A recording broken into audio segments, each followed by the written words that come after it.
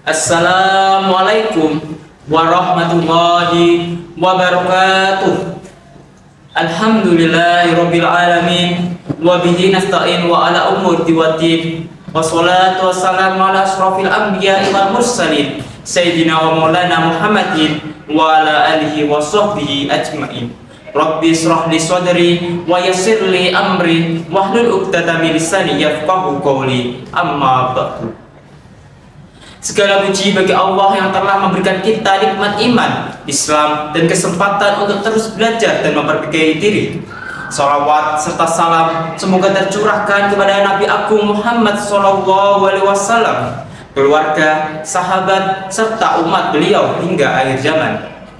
Hadirin yang dirahmati Allah, zaman sekarang adalah zaman digital. Informasi begitu cepat menyebar. Hanya dalam hitungan detik saja kita bisa tahu apa yang terjadi di belahan dunia lain. Ini semua tidak lepas dari peran media sosial, atau dalam istilah Inggris biasa disebut dengan sosial media. Namun sayangnya, tidak semua orang sungguh ngerosok alias bijaksana dalam menggunakan media sosial. Banyak yang menyalahgunakan untuk menyebar berita-berita hoax, mencaci maki, bahkan menebar fitnah, lan adu domba. Padahal di dalam Islam sudah mengajarkan kita betapa pentingnya apa yang kita sebut dengan tabayun, yaitu klarifikasi sebelum informasi. Allah Subhanahu wa taala berfirman di dalam Al-Qur'an, A'udzu billahi minas syaitonir rajim. Bismillahirrahmanirrahim.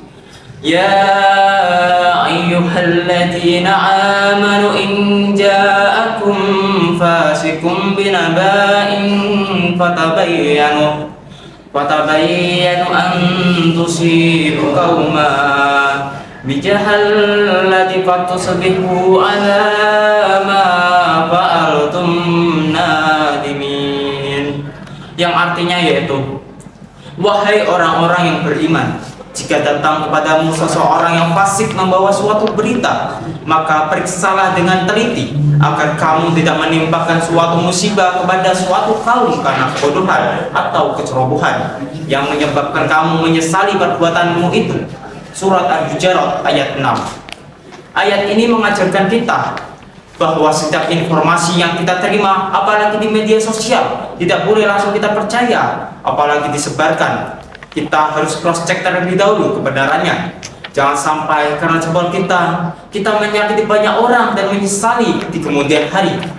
Hadirin rahimakumullah, media sosial itu ibarat pedang bermata dua. Jika digunakan dengan baik, ia bisa menjadi sarana dakwah, ilmu, dan silaturahmi. Tapi jika digunakan sembarangan, bisa menjadi sumber kita mendapatkan dosa. Mari kita lihat fenomena hari ini. Banyak orang-orang yang terlalu ngoyo, tergesa-gesa dalam mengejar popularitas di media sosial.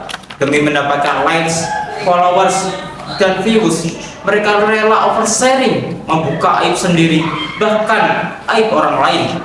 Padahal Nabi Muhammad SAW bersabda, barang siapa yang menutupi aib saudaranya, maka Allah akan menutupi aibnya di dunia dan di akhirat. Hadis riwayat Imam Muslim. Apakah tidak lebih baik jika kita gunakan media sosial untuk menyebarkan nasihat, motivasi, atau ilmu singkat yang bermanfaat?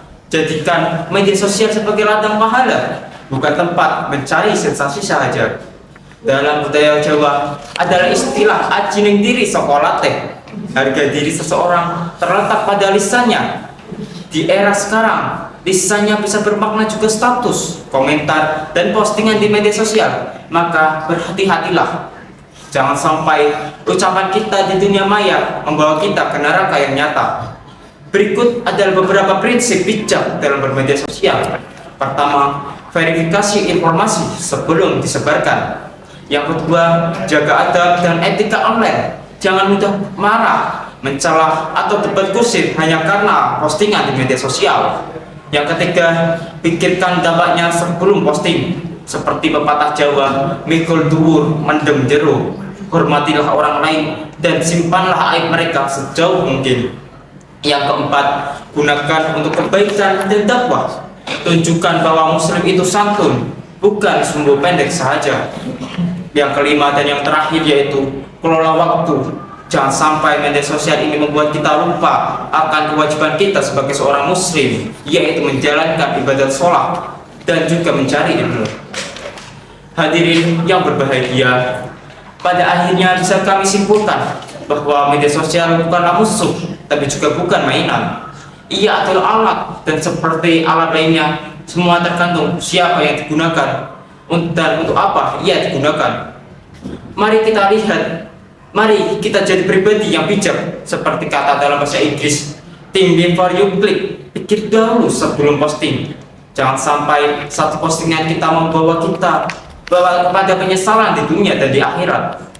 Semoga kita semua mampu menjadi pengguna media sosial yang cerdas, beradab, dan penuh tanggung jawab, sehingga semua ketikan, komentar, serta postingan kita senantiasa membawa kita memberikan kepada orang-orang lain manfaat yang begitu besar. Wallahu muwaffiq ila aqwamit thoriq.